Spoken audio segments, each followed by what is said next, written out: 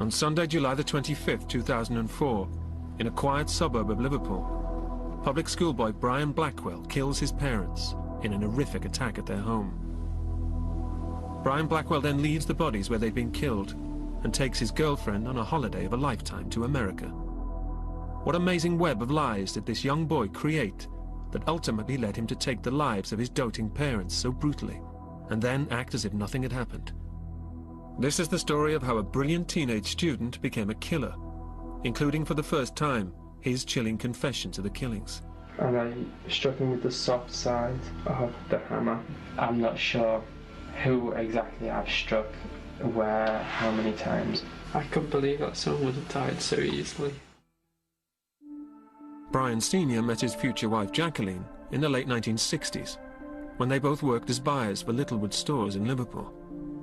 They married 20 years later, after both had divorced from their previous marriages and after the birth of their son, Brian.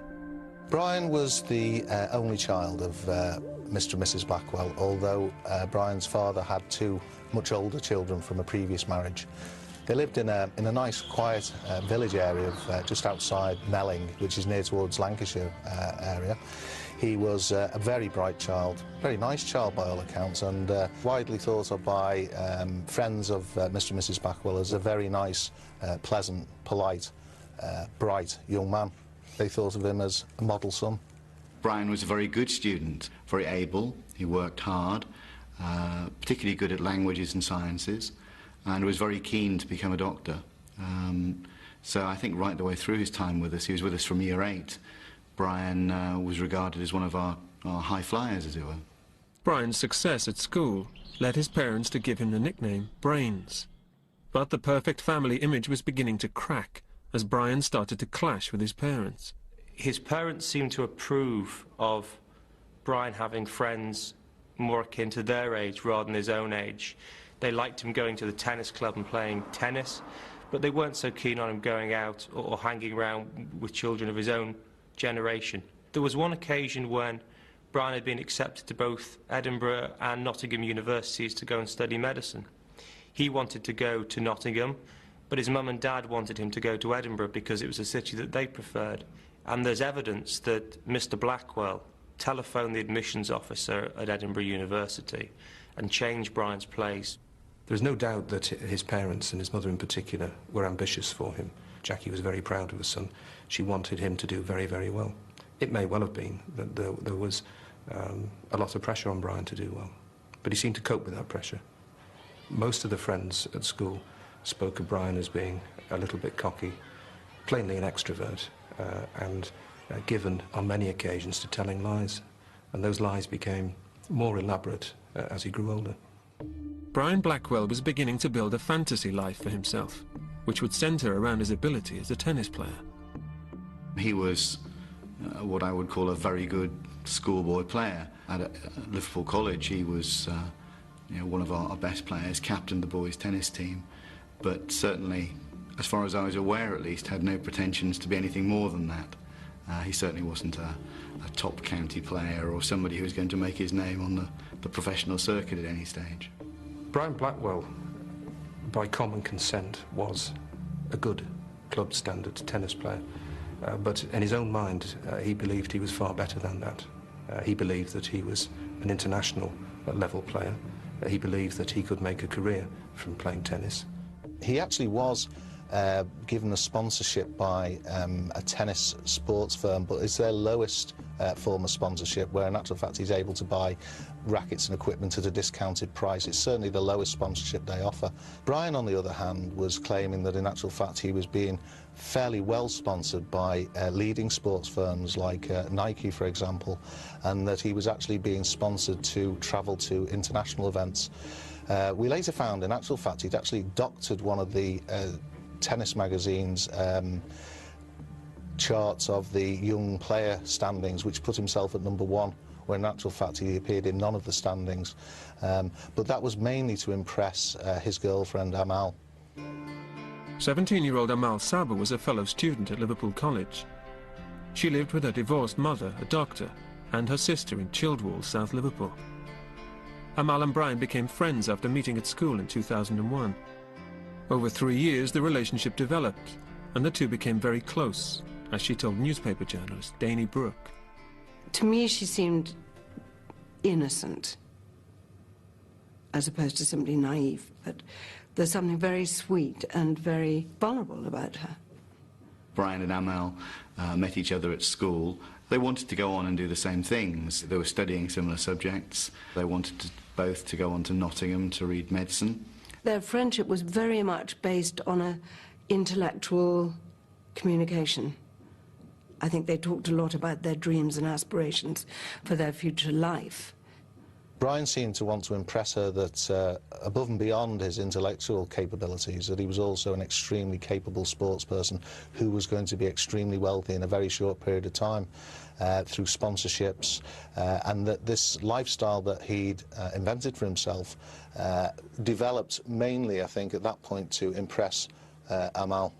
Her close friends did question Brian's stories quite a lot. It was because of their questions that she went on the internet trying to find out where he was seated, and it was because of their questions that obviously somewhere in the back of her mind she must also have had niggling doubts. But because he'd overwhelmed her, I mean, she describes it as being spellbound, she didn't take it far enough to actually confront him. Amal Saba was getting caught up in the fantasy life Brian Blackwell had created as a successful tennis player, and he was prepared to do whatever was necessary to maintain the deceit, regardless of the cost. I don't think that Brian was an ordinary boyfriend. He always had ideas above his station. He always seemed to feel that he should knock her for six with some fantastic present. He bought her jewellery, quite sophisticated, or apparently sophisticated, glamorous jewellery, which her mother was very suspicious about. And rather to Amal's embarrassment, I think, in front of him, asked Brian for the receipts for the jewellery, saying that she wanted to have it insured. And he never came up with the receipts. He was. For someone of such tender years, his ability not only to tell those lies, but to perpetuate them. And certainly in the case of Amal, she could see what she thought was physical evidence of the lifestyle that he pretended he was about to enjoy. The biggest deception he sought to practice upon her was to say that he could get her a position as his PA. He told her that the contract would enable her to get something in the order of £80,000 as his PA. He went at one stage even further, and that was to write her a cheque for £39,000, but of course he didn't have the means to cash that cheque. The cheque bounced, and he had to lie his way out of that as well.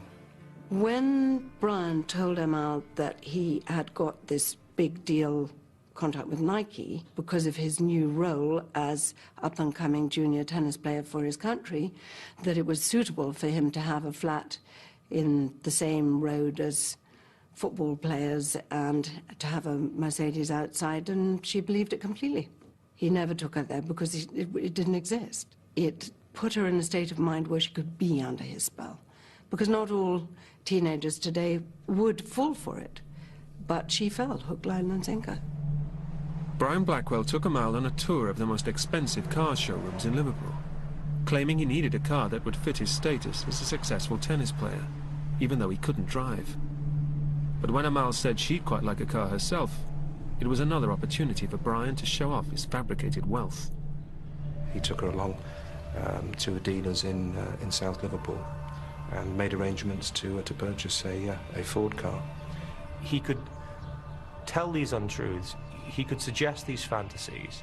He was able to back up the fantasies with a degree of reality. So he could tell Amal, I'm a successful tennis player, I have enough money to buy you a car because I have a contract and sponsorship to do so. And when the car arrived, who was Amal to think that Brian wasn't telling the truth? The difficulty was that he didn't have the money for that. And in fact, he had to use money from a fixed-rate bond, I think it was, that his parents had set up in order to fund his education. It didn't take long for Jackie Blackwell to realise what had happened. It was probably the first time that his parents had got onto Brian's spending habits. It was a substantial amount of money that he'd withdrawn from accounts held in his name, but very much in trust for his university education. And it was as close as Brian came to being confronted about his lifestyle. He was able to, if you like, smooth over this event with his parents, but clearly it caused them some concerns, and I think alerted them to Brian's spending habits, probably for the first time.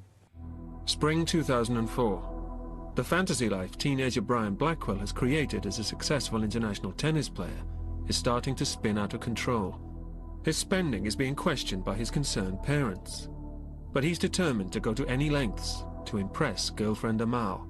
He was extremely convincing, and he would supplement it with documentation that he, in many cases, had completely forged to support the idea that he was being heavily sponsored by Nike. He was also very careful as well to remember what he had said and what told Amal, and we later discovered some notes that he'd made of his conversations with her, where he was clearly making sure that he recalled what he'd said on previous conversations, because, as they say, to be a good liar, you have to have a good memory. So he was clearly keeping track of what he said, but he would produce documentation and to what, in all intents and purposes, was a fairly impressionable young girl who was dazzled, I think, by the lifestyle that Brian could possibly offer her. I think it's fair to say that he took it as far as he possibly could, to the extent of, on one occasion, he presented himself at a bank in South Liverpool. He told the bank manager or the assistant that, in fact, he was a professional tennis player, and he named the particular tennis centre. He indicated he was in receipt of a salary of some £45,000, that, in fact, he needed access to funds because his father had died, which at that stage was patently untrue. The financial planning of the Blackwells had been such that money was dispersed across a number of savings and bank accounts. They had saved quite heavily for his university education. He started to draw on credit cards. He'd taken credit cards out in the name of his mother, credit cards out in the name of his father, and he was using those a lot, but of course that only had a fairly short period of time before Mrs. Blackwell, who was chiefly responsible for the family finances, was to find out. And when they found out that he actually had been drawing money from other accounts, Mrs. Blackwell was extremely upset.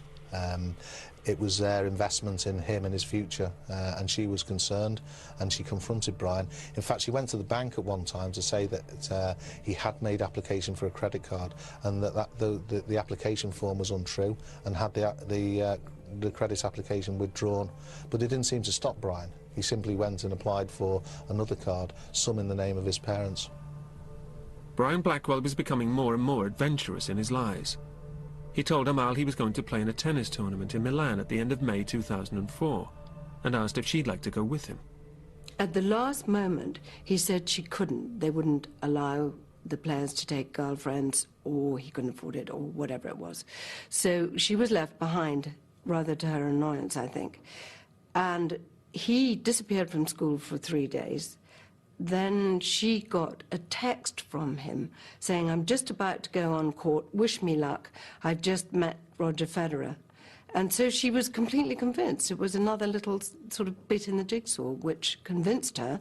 But because she hadn't gone with him to Milan, there was this feeling that he had to make it up for her. So he said, "I'm due to play in Florida in the summer, and I will take you with me then." It was probably something that they talked about and planned for about 6 to 8 weeks, I think, beforehand, about where they would go and what they would stay, and what they would hope to do whilst they were there. So I think she was certainly looking forward to this trip, and Brian, that they would of course all be funded in the main by his sponsorship. Obviously, at that point, things were getting a little bit out of hand, and he must have at that point been trying to figure out how he was going to pull it off. Brian had told probably one too many lies to Amal. He then had to find a way of making that happen.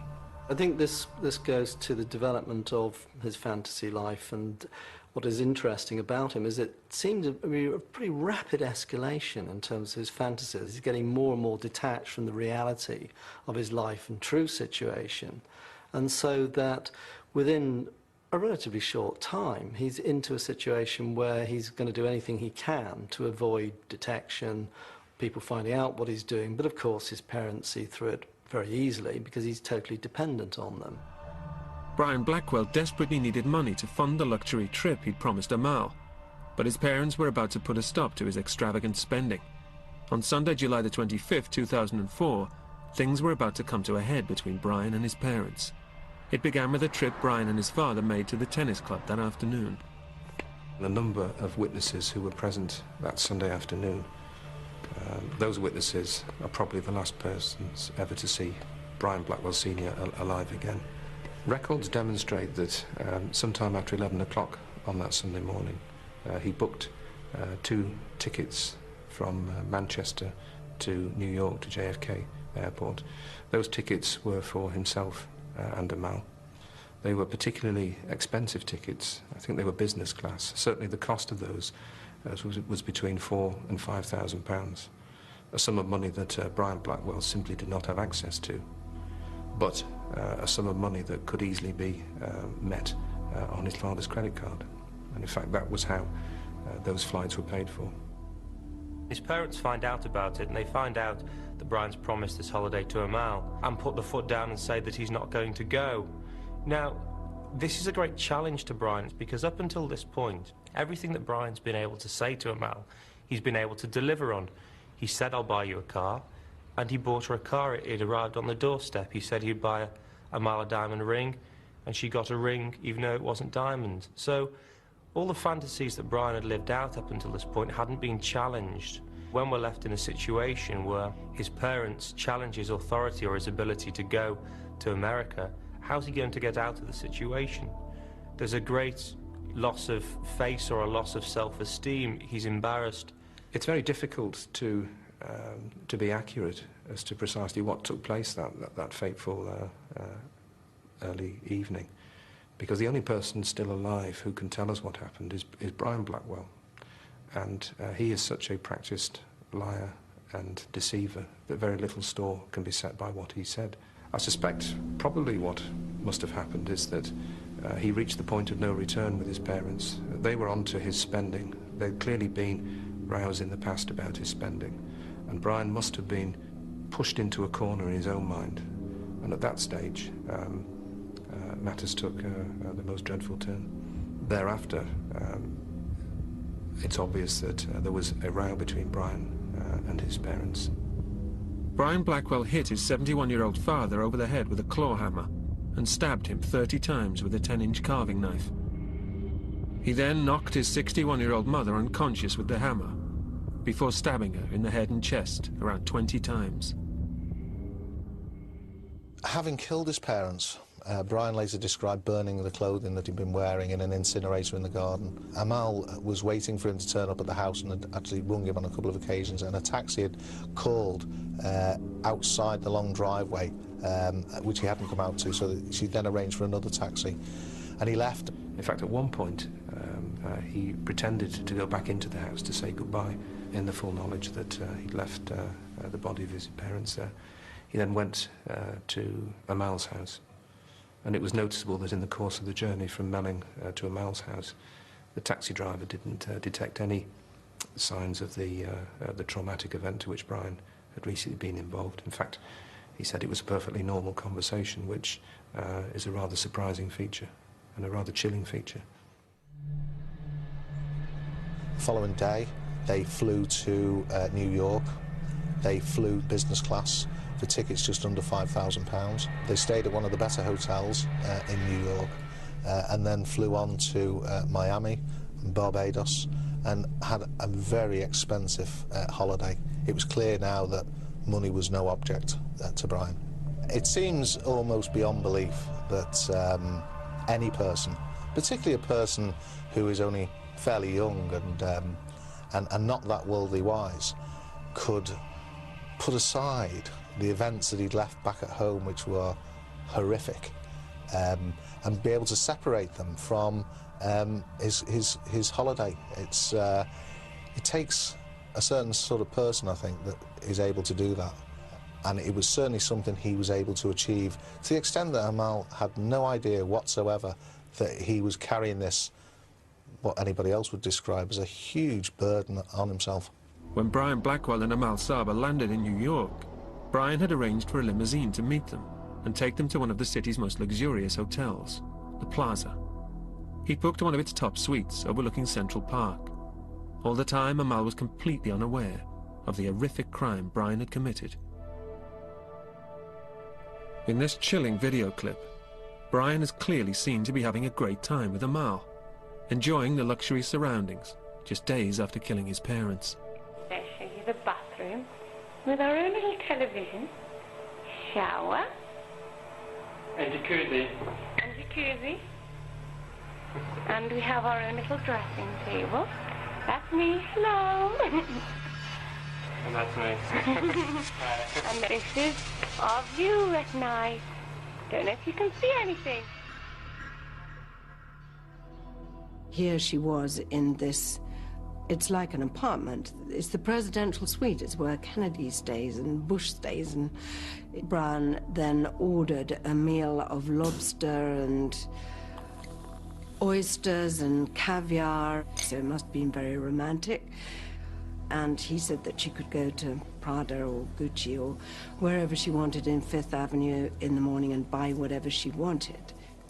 They stayed in very top hotels, hundreds of pounds a night.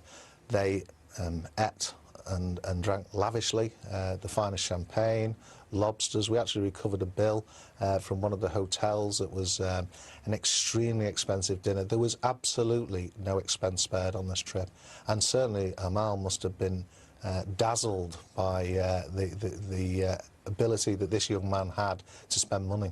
It's a curious feature that she didn't seem to be concerned that there was no tennis, but it may well have been that, in fact, that was another lie told by Brian. They toured North America, going in no particular order to San Francisco, Miami,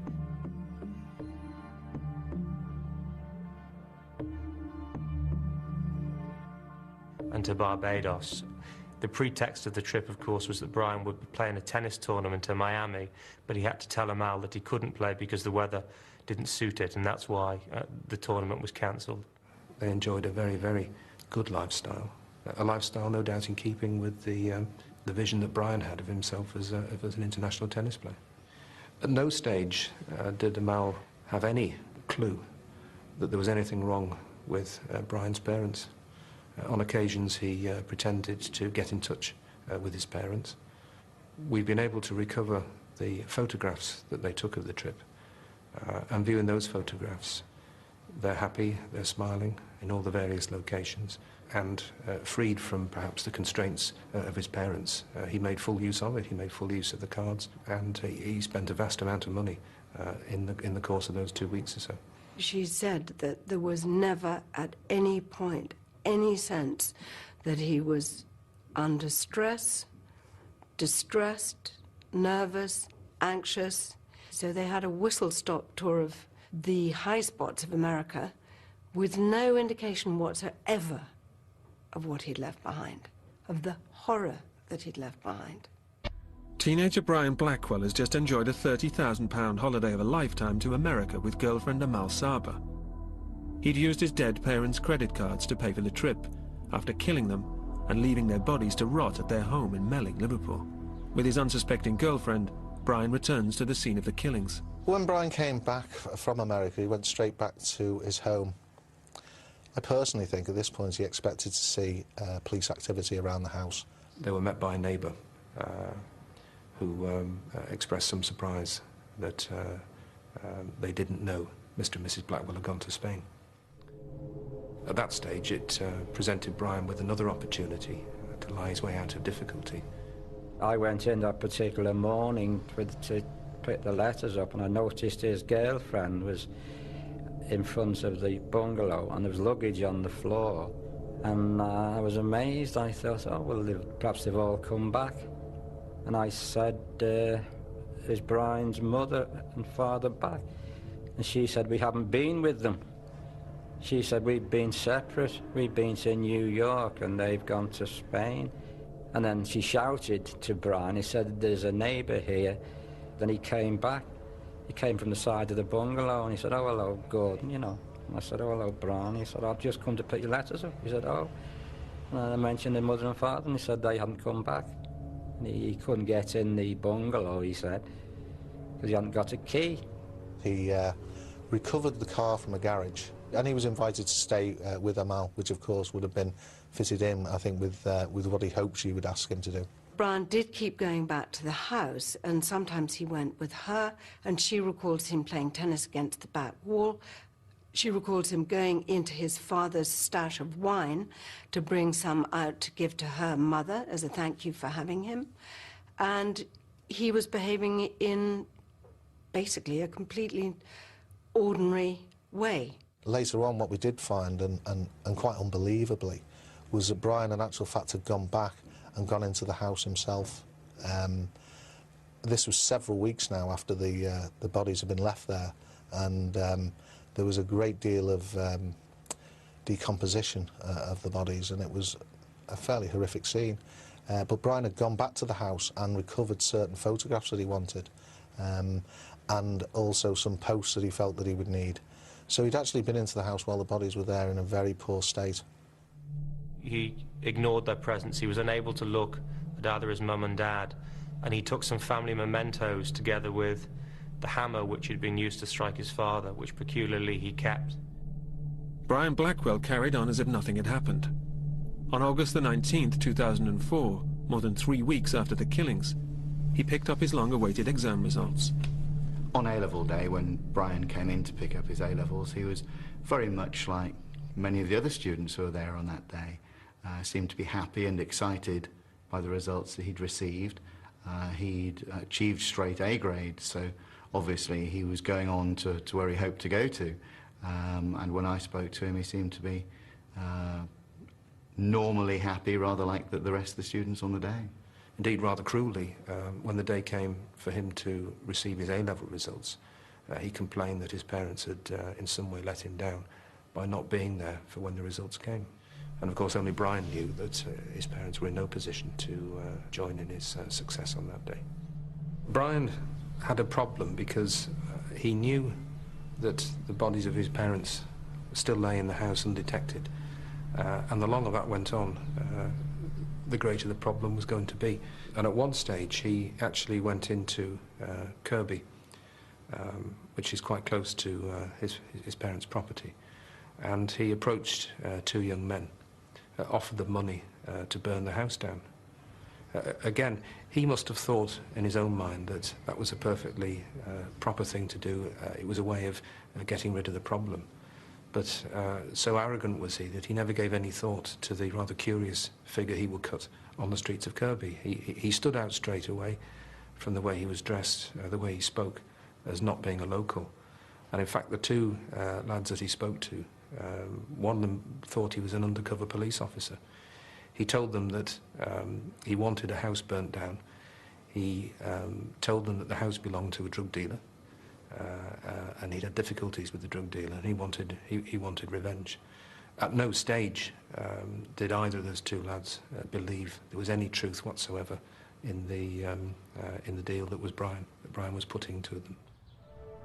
Thinking the Blackwells were on holiday at their villa in Spain, neighbour Pete Boyle became concerned at the build-up of mail in the front porch, which had been left open. He decided to go to his neighbour's house and post the mail through the letterbox. And it was only then when I picked up the mail and I lifted the flap up, which was obviously an airtight flap, and the smell came out. And it was when I stepped back and I looked at the door, and it was strange really, because we hadn't known, neither my daughter or I, we hadn't noticed it when we were walking up. Inside of the door was covered in flies. We stepped back and looked at the rest of the house, and the windows on either side, they were also covered, absolutely covered in flies. We went to the kitchen window and looked through that window to see if we could see anything. The floor, I I'd never been in their house, and I assumed it had black vinyl, like, until I noticed it was actually moving. The whole floor was literally covered in flies and blue bottles. And we noticed more flies on the other window, and I said to my daughter, I said, well, we have to go back, we'll have to get in touch with the police, there's something wrong. So we phoned the police, and they came within about 20 minutes. They gained entry to the house, which looked like there had also may have been a burglary as well, because of a broken glass round to the side of the house. The police gained entry and immediately realised that they were in a crime scene. They didn't advance very further because it was clear that the occupants of the house were dead. They were met with a very disturbing scene. The bodies were left exactly where they'd fallen some six weeks earlier.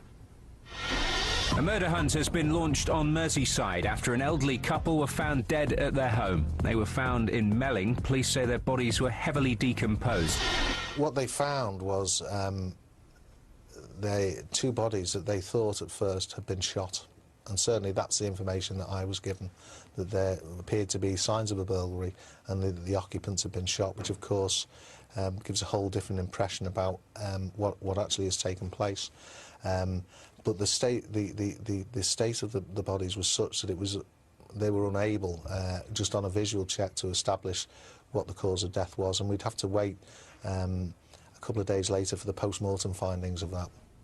The police were keen to find Brian Blackwell to tell him of his parents' deaths. They tracked him down to his girlfriend Amal Saba's house, where he'd been staying since they returned from America more than 3 weeks before. I sent 2 officers out to that address, and shortly afterwards Brian arrived in the car that we'd been looking for. They went into the house, which is Amal's home, where Amal and her mother were, and they broke the news to Brian that his parents had been found in the house and were both dead. He reacted like you would expect from somebody who'd been given such awful news. He was stunned and then became very upset about what had taken place, but then felt that it couldn't be them because they were in Spain. The police wanted to speak to Brian because they knew from inquiries that he was likely to have been the last person to have seen his parents. To that extent, he wasn't a suspect initially, but as soon as the police arrived at Amal's house and spoke to him, they obviously suspected that he knew a lot more than he was initially telling them. My suspicions had fallen on Brian quite early on, but it was something he said that really confirmed those suspicions when he spoke to one of the officers and quite out of context asked him if prison was cold. At that point I decided that Brian was to be arrested for the murder of his parents. As time was going on with the interviews, that Brian was gaining in confidence and becoming more sure of himself. It was a tactic of ours that in the initial parts of the interview, we would simply ask Brian. Brian would simply be asked for his explanation, his whereabouts, and his account of what had gone on over the weeks, and that little, or if any, challenge was going to be made to anything that he said. It was very curious. He didn't necessarily exhibit the signs that one might expect of a young man whose parents had been so brutally slain in their own home. One gets the impression that he felt he could almost lie his way out of trouble, even at that stage, even in the police station. And there's a suggestion that he probably felt that he was cleverer in some way than those interviewing him. I'm here, obviously, because the police suspect me for doing this. I've been asked a number of what I consider to be slightly relevant questions. I believe that should be done more as a witness rather than a suspect. The reason I was arrested was because I admitted to going to the house. There's other people who have been up to the house, so obviously in my mind I'm wondering why they haven't been arrested. But I think I've proven that I've not been here when it's happened. And obviously, if I wasn't here to do it, then I shouldn't be held. While Brian Blackwell was being interviewed, police were carrying out round-the-clock searches of the Blackwells and Amal's house for evidence which would lead them to the killer. It was during the course of one of those evenings that a bag was found which belonged to Brian, that had actually been they'd asked him to put into the garage because it somewhat smelt. They opened the bag and in it was found a hammer, but more importantly a set of keys to the house. Now, Brian had always maintained throughout that he couldn't have gained access to the house because he didn't have keys for it, and that he'd been locked out of the house and therefore couldn't go in. The finding of the keys, or putting of this information to Brian, was a significant point in the interview, because the police were able to demonstrate to Brian that the account that he'd given to them simply wasn't true up until this point. Now is the time also to change our interview tactics and, more importantly, our interview team, because I wanted Brian to consider this important piece of evidence being unfamiliar with the people who were talking to him. He was then interviewed by 2 different people, and during the course of that, Brian then confessed. I had, during the day, been putting up pictures on my wall. I'd just come into the lounge and started having a discussion. It got to a violent stage in the arguments with my dad, where I obviously felt under pressure enough to push back, and I struck him with the soft side of the hammer. You know, the part you hammer a nail in with. It knocked him back slightly. It was a split reaction. My mum was in the kitchen, obviously heard the commotion and everything. She came in with a carving knife up in a stabbing motion, obviously for self-defense. I swung, more than anything, swung the hammer just to get myself free. I'm not sure who exactly I've struck, where, how many times or anything. And I remember I did take the knife. I just remember my dad lying in his seat. And there was some blood coming up. My mum said, "What did you do, Boo?" Brian Blackwell Sr. and his wife Jacqueline have been stabbed and bludgeoned to death by their teenage son, Brian. After confessing to the horrific crime, Brian claims he killed his doting parents during a violent row. But police forensics give a very different picture of what happened on that fateful day.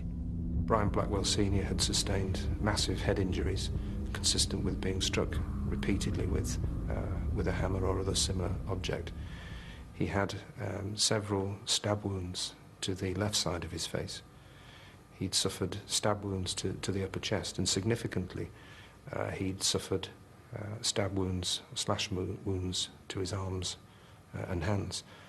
And the forensic science opinion was that, and indeed the pathologist's opinion, was that those marks on Brian Blackwell Sr.'s hands and arms were entirely consistent with defensive injuries. So it's apparent that he was the subject of a savage and violent attack whilst he was sat in the chair. There is no evidence whatsoever of any other struggle taking place in that room. There was no upturned furniture. There was nothing broken. There was no evidence at all of any kind of fight or other physical altercation that was in any way consistent with what Brian had alleged. I spoke to him for a bit and told him I still loved him. I probably believed what I'd done. I saw my mum and she seemed alive. When you say she seemed... She didn't look cold or like a dead person. I thought she may still be alive. For some reason I can't honestly explain. I pulled into the bathroom. I think I splashed some water on it and asked him to come back.